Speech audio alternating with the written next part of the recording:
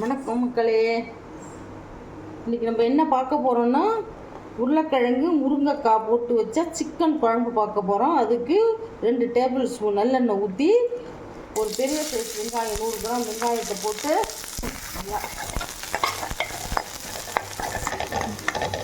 வெங்காயத்தை நல்லா பொன்னிறமாக வதக்கணும்.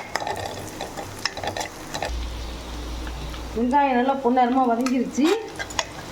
இப்போ 2 ஸ்பூன் இஞ்சி பூண்டு பேஸ்ட் போடணும்.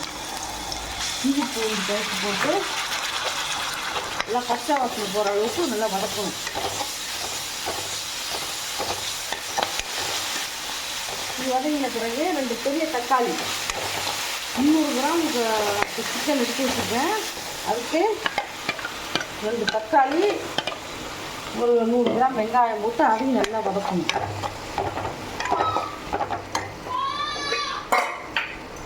இதோட தேவையான குழம்புக்கு தேவையான உப்பு போட்டுக்கலாம்.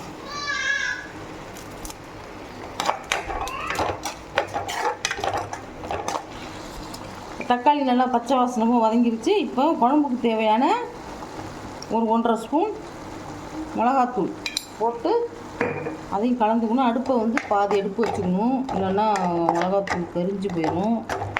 அதுக்கப்புறம் 1.5 ஸ்பூன் தயிர், கெட்டி தயிர் 1.5 ஸ்பூன் போடணும்.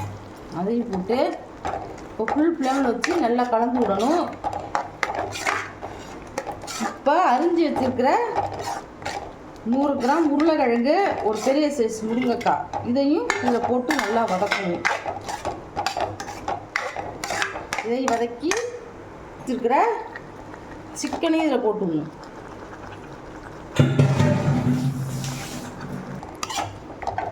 நல்லா வதக்கணும். எல்லாத்தையும் சிக்கன், முருங்கைக்காய், உருளைக்கிழங்கு எல்லாத்தையும் போட்டு நல்லா வதக்கணும். நல்லா வதங்கின பிறகு நல்லா வதங்கிருச்சு. இப்போ மிக்சியை கழுவி தேவையான அளவு தண்ணி ஊற்றிக்கணும். நல்லா முழுகிற அளவுக்கு நல்லா தண்ணி ஊற்றிக்கணும். தேவையான அளவு தண்ணி ஊற்றி கருவேப்பிலை போட்டு கலந்து விட்டுட்டு, கருவேப்பிலையை முன்னே போட்டு எண்ணெயில் பொரிய விடாமல் நம்ம மூடி வச்சு கொதிக்கும் போது தான் போடணும். அப்போ தான் நல்லா வாசனையாக இருக்கும். இப்போ மூடி போட்டு ஒரு 20 நிமிஷம் நல்லா கொதிக்கட்டும்.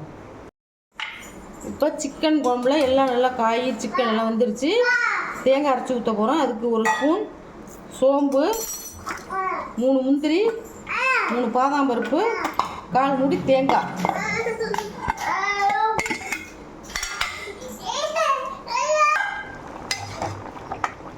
தேங்காய், சோம்பு, முந்திரி, பாதாம் பருப்பு அரைச்சி விழுத இதில் ஊற்றுறோம். இதில் ஊற்றி தேங்காய் ஊற்றி ரொம்ப கொதிக்க விடக்கூடாது. சும்மா ஒரு கொதி விட்டு மல்லித்தழை தூவி இறக்கிடணும். இறக்கி பரிமாற வேண்டியதுதான்.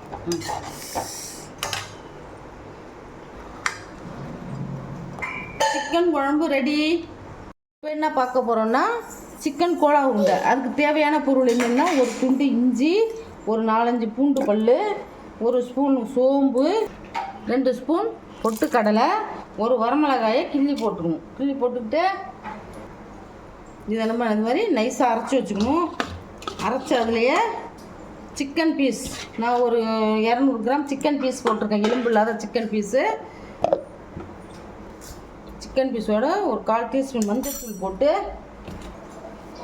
2-3 பல்ஸ் போட்டு அதோட சேர்த்து கொஞ்சம் நைஸாக இந்த மாதிரி உருட்டை வர மாதிரி இந்த மாதிரி அரைச்சி எடுத்து வச்சுக்கணும். இப்போ சிக்கன் அரைச்சதோட கொஞ்சோண்டு கொத்தமல்லி தூவி தேவையான அளவு உப்பு போட்டுக்கணும். நம்ம மசாலா போட்டு அரைச்சி வச்ச சிக்கனை இந்த மாதிரி குட்டி குட்டி உருண்டையாக உருட்டி வச்சுக்கணும். இப்போ நான் எஸ்விஎஸ் தேங்காய் எண்ணெயை சூடு பண்ணி வச்சுருக்கேன் வானலில். அந்த சூடான எண்ணெயில் உருட்டி வச்ச உருண்டையை ஒன்று ஒன்றா போட்டு பொரிச்சு எடுக்கணும்.